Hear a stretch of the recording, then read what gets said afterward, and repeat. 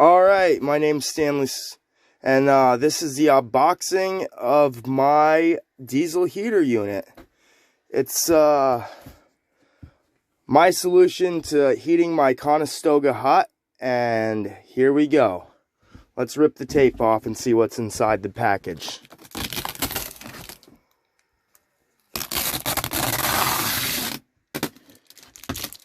Alright. This unit cost about $130 to $150. They've got a couple different types. This is a Chinese knockoff unit of the Wombosco heaters. Mine's a vevor. This right here is the heating unit itself. Let's get that out of there. I chose this instead of propane because it's a dry heating unit and I can direct the exhaust completely outside and it'll fit right underneath my bed. Okay, so I'll add another video later on. You know, I'm gonna have to make multiple videos. Here's your fuel input. I believe this is your air intake, your exhaust output. This is your control wire. It's completely waterproof. And this is the air intake that blows over the heating unit and comes out here over these fins. Now it's a diesel turbine engine and it gets very warm. An aluminum unit, you know, you got to be careful with it, but it's good. Another thing we have here, you got to be very careful with. This is your 12-volt fuel pump right here. All right, so let's put that back inside this little styrofoam area real quick. Well, actually, how about first I'll show you what the heater looks like inside. You unscrew this. Boom. Right? Pull it apart. This is your glow plug. That's what ignites your unit. This is your manifold for the heater. Inside here is the actual engine right here. Your control unit. All electrical components and everything. Very beautiful, very beautiful. Alright. Let's put that back so we don't get dust in it and shit that's going to mess up the engine.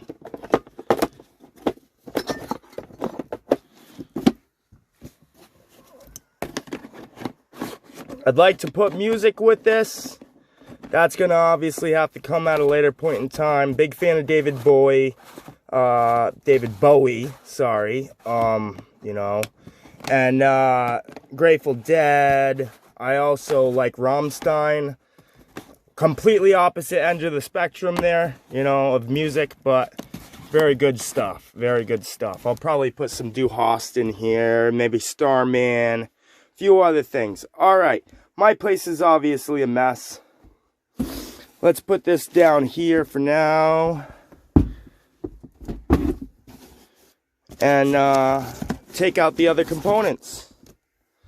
Toss that to the side.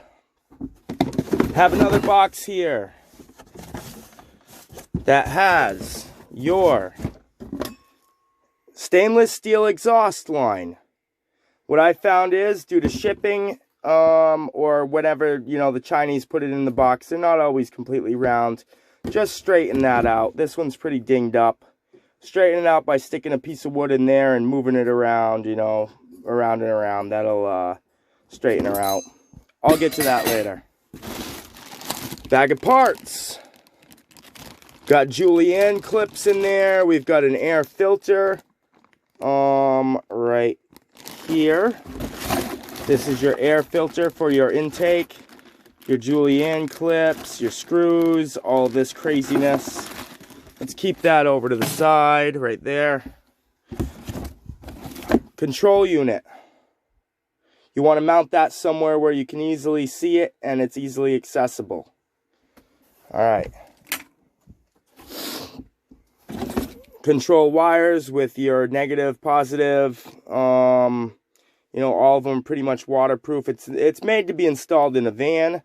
Your fuse right there, my pinky's touching, you know. What else do we got? Fuel line, very important. I chose to get a unit that had the clear fuel line and not the green fuel line. The green fuel line kinks. This stuff will not kink. Absolutely will not kink. It's great. Almost as good as metal. Little key fob. So if you did install it in your car, you could turn it on, off, you know, from your house. Get your car warmed up, your minivan with your tiny home. You know, get it all done before you even get outside.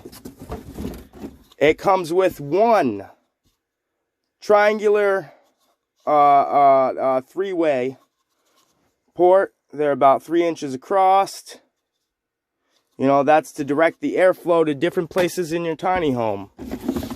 One stretchable tube of aluminum or tin, I believe. That's for your air intake. Let's put that to the side. This is your air output tube. Pretty much like a dryer tube, a little bit better.